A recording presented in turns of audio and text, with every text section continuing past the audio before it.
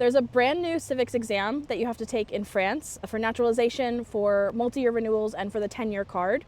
It's a big mystery to everybody. It's just rolled out this month, and nobody really knows what's on the test. It's 40 questions over about 40 minutes. You need to pass with at least 80% correct. So we're here to be guinea pigs for our clients who are all asking, what's on this? How hard is it?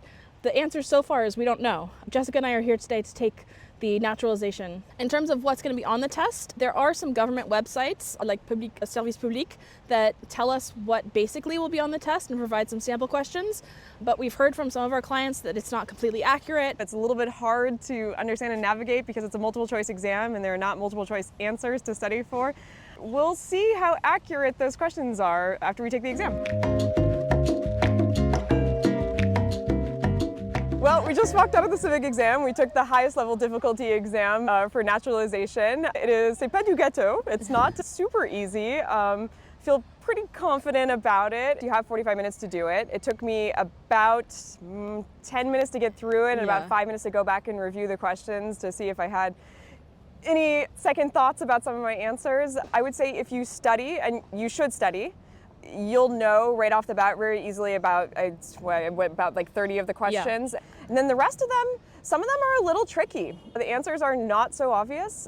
I had a couple questions about laïcité, like separation of church and state, that were a little unclear to me. And I studied and passed the French bar last year, and I found that question to be pretty tricky, so good luck. It requires a pretty high level of French. It's pretty sophisticated French. They don't try to bring it down to us non-native speaker levels. I think it's an exam to take seriously and to study for. I mean, don't go crazy. What was your experience? Yeah, kind of the same. I would say like 75% of the questions I knew I didn't have to think about. You know, I could almost answer it without having to read the question, because if you studied the questions they gave you, if you're someone like me who had to go through the OFI training, that lovely 4 days, you might know a lot of it already. So they were tricky questions. I could see people ready for naturalization who don't even have the language to understand the complexity of the question, never mind answer it. We're supposed to hear the results back via email in the next couple of days. One of our clients got it within 48 hours. Both times they took it. Both times. First one was a trial run. The second, she nailed it. The exam results are good for life. Unlike the language exam, which does have a 2-year validity, you can absolutely take it again. You just have to wait 24 hours before you take it again. 24 hours. Yeah. As if like life is dramatically shifted over 24 hours. As if your naturalization application is going to process it. I have heard that they repeat questions, a decent amount of them. So if you want to take it on a Monday and then again, if necessary, the following Monday, maybe a decent shot you're going to get some repeated questions. But yeah, like Jessica said, we sat next to each other and we haven't found a question we had in common yet. Jessica and I took the tests, but we'd like to put Daniel on the hot seat for a minute, ask him some of those questions, see how French he really is. Daniel, who did not have to take the test to become a French citizen, but did get grilled at the prefecture. And one of the major differences is that they used to ask these questions in the course of that naturalization interview. Now the naturalization interview is more just asking about how often do you go back to your home country, do you speak English or French in your work settings, your circle, are they French? Okay. Fire away. Who was president when the death penalty was abolished in France? Wouldn't that be 1981 Mitterrand? Correct. At least I hope it's correct. I think it's 88. 81. It should be 81. 88 would be way too late. What? It is Mitterrand. What do we celebrate on May 1st? Labor Day. In French? Fête de la musique. That was one of the options. That was one of the options for me too. Yeah, la fête du travail. You want to vote in the presidential election, but you haven't registered with the electoral list. Are you able to vote?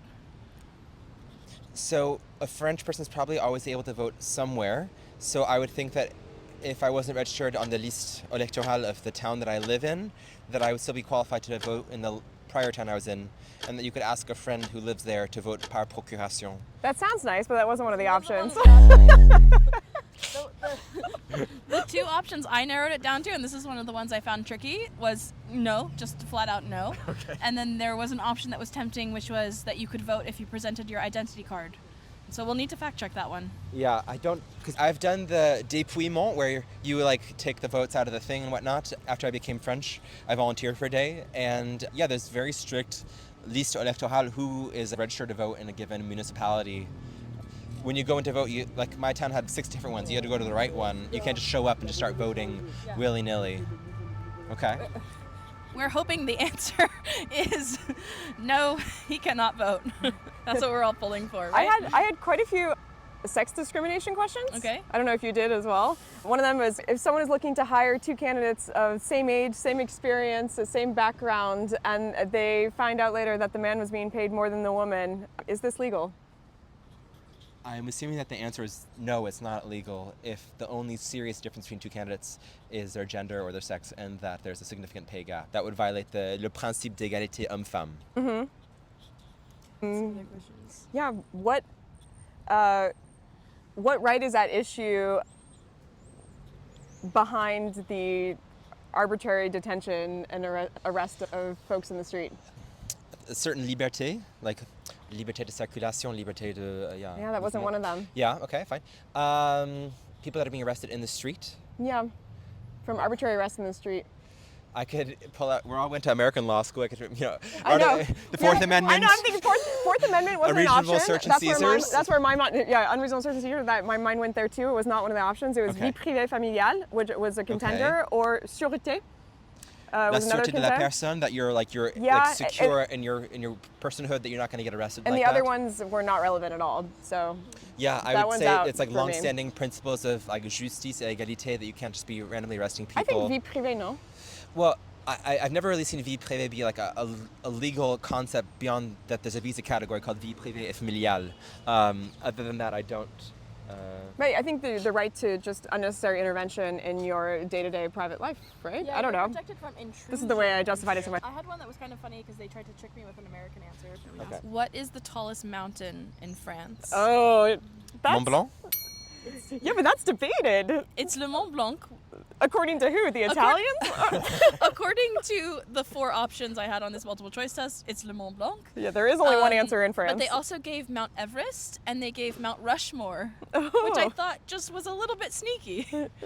Sneaky in what sense? Who thinks that Rushmore and Everest are in France? I think there's a bias to click something that's familiar. So Doesn't I even think sound you don't French. quite know anything. Yeah. But what I don't like about that one is it kind of feels like a question piège for, let's say, a refugee. Like one of my housemates never studied French in a classroom setting. He only studied French from context. And so if he doesn't necessarily know about Mont Blanc, but he's heard of Rushmore, Yeah, exactly. then which kind of person is getting filtered out by this? affirmation bias.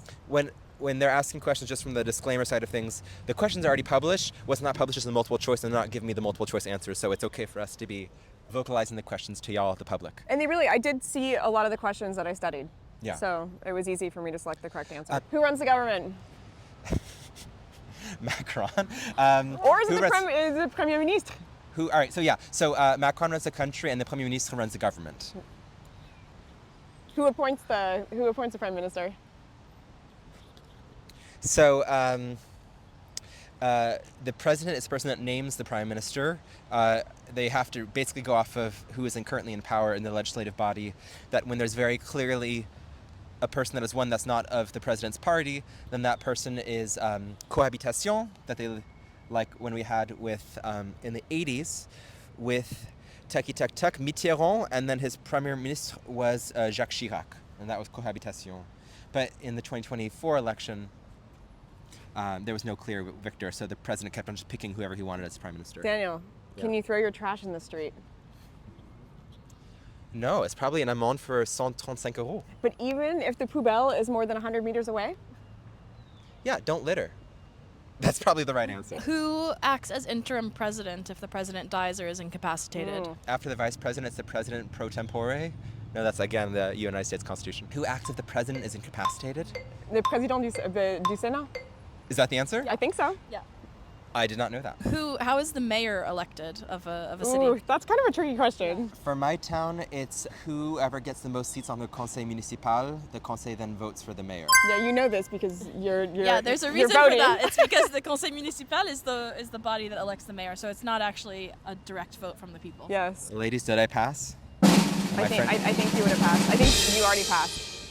So that's kind of a moot question. In our work, we lead these naturalization question simulations, so we should, in theory, know them, right? We should, in theory, yes, but you still need to study. We needed to study. Yeah, definitely. I could have studied more, maybe.